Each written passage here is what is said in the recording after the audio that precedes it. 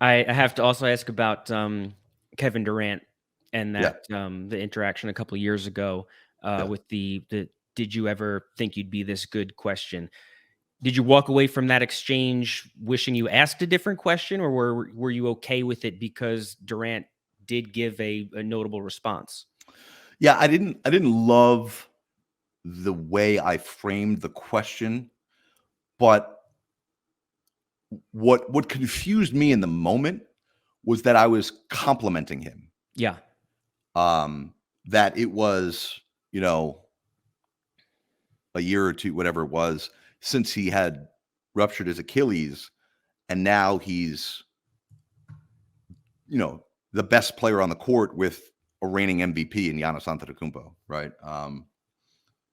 And I just want to say later on, he recognized that he came off not great, and Durant did pull me aside and say, "Hey, we good?" And I said, "Yeah." Mm, Those moments happen, right? yeah. And um, I think Kevin Durant has actually gotten.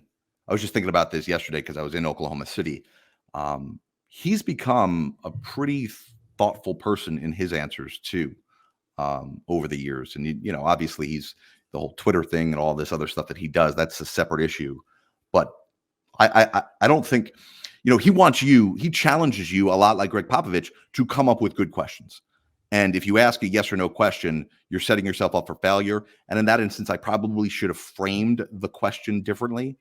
But in the end, it was still like, dude, you ruptured your Achilles, and now you're like, you might be the best player in the NBA again. And we don't see that happen in sports. Yeah. Yeah, and I mean, the exchange was awkward. It was a potentially yes or no question, but at the same time, he did give an answer that kinda like it was a passionate response that he Yeah, was if the answer was gonna be, "Yeah, I thought that I could do this," as opposed to like, "Are you kidding me?" Like, "Yes, of course I right. thought I could do this." And the big thing, like the biggest thing I've learned over my 13 seasons covering the NBA every single day, and it almost seems obvious, but you really have to get it. Like there's a different mentality when you're talking about professional athletes. And then what I really learned from getting to work with Shaq and Charles Barkley, and then covering the greats like Kobe and LeBron and Steph, is that mentality that's different about NBA players is even more different for the all-time greats.